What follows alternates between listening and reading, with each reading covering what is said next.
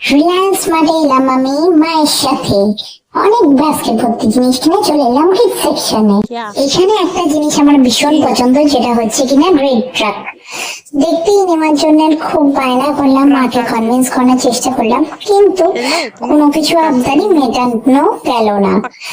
অনেক কিছু বলেও রাজি যখন হলো না, রেখে দিতে হলো আবার সেই আগের জায়গাতে। কোনো কিছু করেই মানাতে পারলাম না, সেই রেখে দিতে হলো আবার জায়গাতে। একটু রাখি না, ভালো লাগে না। কেন আনো মা তাহলে এই স্মার্ট বাজারে এত জিনিস, আর তাও একটা নেই। মায়ের বড় বড় চোখ পাকানো দেখেই বুঝতে পারলাম যে জায়গায় রাখতে হবে। এত এত সুন্দর টয়েস গুলো আছে, এত সফট টয়েস, এত কিছু। কেন আসা? বাচ্চা মানুষ সবার কত ঝামেলা দেখছো ফ্রেন্ডস, কিছুতেই কিছু পাওয়া যায় না।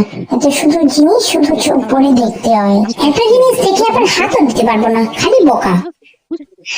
খুলতেই এটার ভিতর থেকে দারুণ একটা মিষ্টি স্মেল পেলাম, একদম ম্যাঙ্গোর মতো। মনে হচ্ছিল খেয়েই নি। আমার মতো হাল হলে এবার মায়ের হা করে দেখতে থাকলো সেই ক্যান্ডেলস গুলোকে। দেখো, এবার চলে এলাম আমরা ড্রেস সেকশনে। ওখানে অনেক সুন্দর সুন্দর ড্রেসেস ছিল, আমাদের বড়দের কত রকম সব ড্রেসেস। এই দিকটা কি আছে দেখি। এই যে, না না না, সরি সরি সরি, যাবো না বাবা। ওদিকে দেখো, মা আবার একটা ড্রেসের জন্য কেমন করছে। এই লিফটটা যে কতক্ষণে আসবে কে জানে, আর ভালো লাগছে না, কিছুই তো কেনাই হচ্ছে না। যদিও বাস্কেট ভর্তি অনেক কিছুই বিস্কিট কেনা হয়েছে, সবই আমার পছন্দের, তাও ট্রাকটা তো আর হলো না।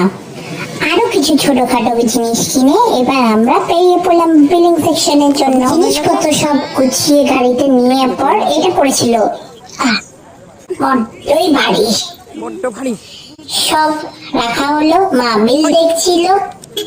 আমি তোমরা 7 টাকা করো, বাই।